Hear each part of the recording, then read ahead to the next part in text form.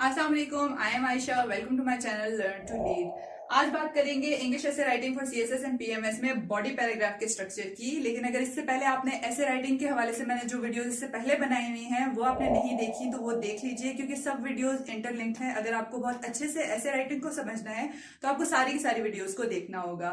इसके अलावा आपके लिए ये वीडियोज बहुत मेहनत करके बनाई जाती है और अभी फर्दर मैं बाकी सब्जेक्ट्स पे भी लेक्चर्स की सीरीज स्टार्ट करूंगी। तो उसके लिए अगर आपने मेरे चैनल को सब्सक्राइब नहीं किया तो सब्सक्राइब कर लीजिए और नोटिफिकेशन आइकॉन प्रेस कर दीजिए, ताकि जैसे ही वीडियो अपलोड हो आपको उसका नोटिफिकेशन मिल जाए और आपको उसका बेनिफिट मिल सके।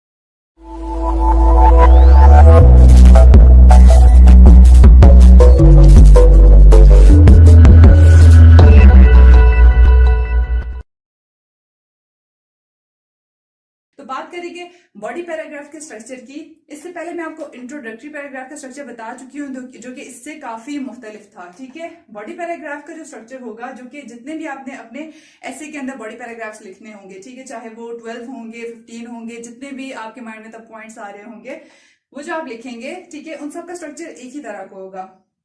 सबसे पहले आपने उसमें टॉपिक सेंटेंस मेंशन करना होगा और टॉपिक सेंटेंस रिफ्लेक्ट कर रहा होगा जो आपने अपनी आउटलाइन में सब पॉइंट्स दिए हुए हैं उनको। ठीक है, अब आउटलाइन में सब पॉइंट्स कौन से, अगर आपने वो वीडियो मेरी देखी हुई है तो आपको समझ में आ रहा होगा कि मैं क्या कह रही हूँ। ठीक है, आपने देखे फॉर एग्जांपल, अगर आपने, मैं डिजिटलाइजेशन की एग्जांपल लेके शुरू से चल रही हूँ कि डिजिटलाइजेशन किस तरह से पाकिस्तान के डेवलपमेंट में हेल्प आउट कर सकती है। ठीक है, तो सपोज अगर आपने वहां पे एक पॉइंट ये लिखा हुआ है कि पावर्टी एलिवेशन कम होगी, पावर्टी एलिवेशन होगी क्योंकि स्मॉल एंड मीडियम जो बिजनेसेस हैं वो फ्लरिश होंगे। ठीक है, या फिर वुमेन एम्पावरमेंट होगी तो उसकी वजह से पावर्टी एलिवेशन होगी।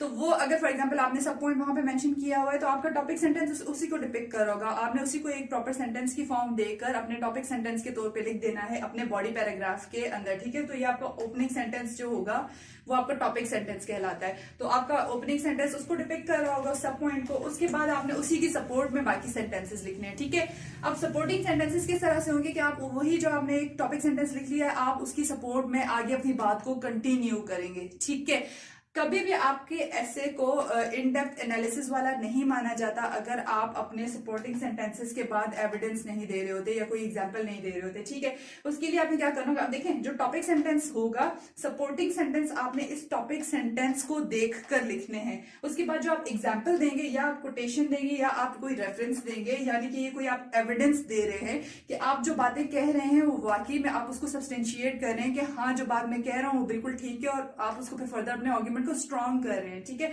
तो उसके लिए फिर आपने जो एग्जाम्पल देनी होगी वो आप अपने सपोर्टिंग सेंटेंसेस को देख के देंगे। आप अपने सपोर्टिंग सेंटेंस की एग्जाम्पल देंगे। ठीक है, जिस तरह से आप किसी कंट्री की एग्जाम्पल देंगे कि उस कंट्री में डिजिटलाइजेशन की वजह से इतना रेशो बढ़ गया एम्प्लॉयमेंट का, तो पॉवर्टी कम होने में रोल प्ले हुआ। ठीक है, जब आप किसी कंट्री को रेफर कर दिया तो इसका मतलब है आपका आर्गुमेंट स्ट्रांग हो गया। ठीक है, ये जब आप कर लेंगे तो उसके बाद फिर आपने अपनी बात को कंक्लूड करना होगा। कंक्लूजन जो आपका कंक्लूडिंग सेंटेंस होगा, ठीक है, वो आपके टॉपिक सेंटेंस को ही दोबारा से रीइटरेट कर रहा होगा और वो आप उसी बात को एम्फेसाइज करके दोबारा से कंक्लूडिंग वर्ड्स के साथ लिखेंगे। कंक्लूडिंग वर्ड्स के साथ कैसे, जो मैंने आपको पहले बताया था कि आपने कोहेरेंस बिल्ड करनी है, वो कैसे होगा, जब आप एंड पे लिखेंगे तो आप या तो 10 लिख के अपना कंक्लूडिंग सेंटेंस स्टार्ट करेंगे।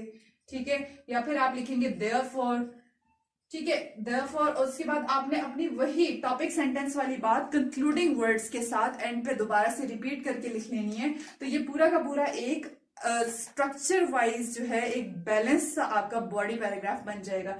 रिमेंबर, जितना कुछ भी आप अपने पैराग्राफ के अंदर लिखेंगे कंक्लूजन समेत, वो सब का सब आपके टॉपिक सेंटेंस के इर्द गिर्द ही रहना चाहिए। टॉपिक सेंटेंस के बारे में ये कहा जाता है कि एक अम्ब्रेला है, ठीक है, जो कि आपके पूरे के पूरे पैराग्राफ को कवर किए हुए है। ठीक है, तो कोई भी चीज आपके बाकी के पैराग्राफ की उस टॉपिक सेंटेंस से बाहर नहीं जानी चाहिए। अगर बाहर चली जाएगी तो वो रेलेवेंस खत्म हो जाएगी। ठीक है, आपके आइडियाज कनेक्टेड नजर नहीं आएंगे, फिर आप मार्क्स लूज कर सकते हो और अल्टीमेटली फेल भी हो सकते हो। तो बॉडी पैराग्राफ के स्ट्रक्चर का आपने बहुत ज्यादा ख्याल रखना है ताकि आपका एक बैलेंस सा पैराग्राफ बने और एग्जामिनर को पढ़ने में भी अच्छा लगे और अल्टीमेटली आप ऐसे के पेपर में पास हो जाएं, क्योंकि इसमें पास होना ही आपके सीएसएस में पास होने को फर्दर गारंटी कर रहा होता है। तो इसलिए ये था बॉडी पैराग्राफ का स्ट्रक्चर। आई होप कि आपको समझ में आ गया होगा। अगर नहीं कुछ समझ में आया तो आप पूछ सकते हैं कमेंट सेक्शन में। That was all for today, thank